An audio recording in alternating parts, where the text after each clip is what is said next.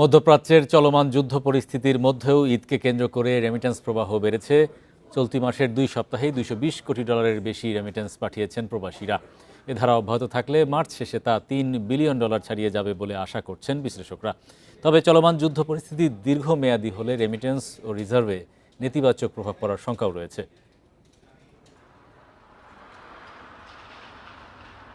Iran Israel যুদ্ধে মধ্যপ্রাচ্য জুড়ে চলছে সংঘাত, বাড়ছে অনিশ্চয়তা আর উদ্বেগ। যুদ্ধের অস্থিরতায় টালমাটাল বিশ্ব অর্থনীতি, স্বস্তিতে নেই বাংলাদেশও। মধ্যপ্রাচ্যের চলমান যুদ্ধ পরিস্থিতির মধ্যেও মার্চের ২ সপ্তাহে প্রবাসীরা দেশে $২২,৪৪,০০,০০০ পাঠিয়েছেন, যা গত বছরের একই সময়ের চেয়ে ৩৬% বেশি। 200-র বেশি সার্ভিস ও ফিচারে লেনদেনের সব বিকাশ অ্যাপে সম্ভব। বেসরকারি বাণিজ্যিক ব্যাংকগুলো সর্বোচ্চ $১৫,৪৫,০০,০০০ রেমিটেন্স এনেছে। রাষ্ট্রীয় মালিকানাধীন বাণিজ্যিক ব্যাংকগুলোর মাধ্যমে এসেছে $৩৭,২৪,০০,০০০। বাংলাদেশ ব্যাংক বলছে, যুদ্ধ দীর্ঘস্থায়ী হলে রেমিটেন্সে নেতিবাচক প্রভাব পড়ার আশঙ্কা রয়েছে। মধ্যপ্রাচ্যে যুদ্ধ পরিস্থিতি থাকার কারণে ওখানে যারা প্রবাসীরা আছে তারা তো দেশে টাকা পাঠানোর পাশাপাশি ওই সকল দেশেও তাদের ব্যাংক অ্যাকাউন্ট আছে।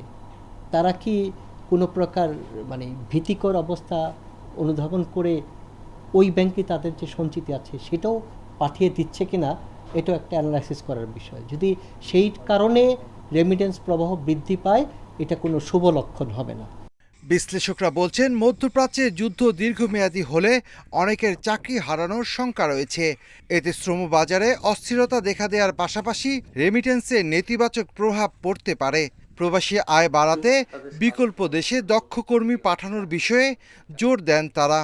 কারণ ওখানে একটা অবস্থা যদি থাকে, এই ধরনের অনিশ্চয়তা থাকে, তাহলে কিন্তু ওখানকার স্বাভাবিক কর্মকাণ্ডও কিন্তু বিঘ্নিত হচ্ছে।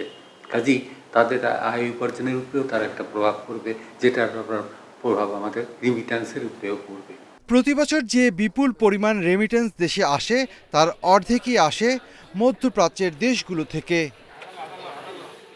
Shafil Alam Sujon, Independent News, Dhaka.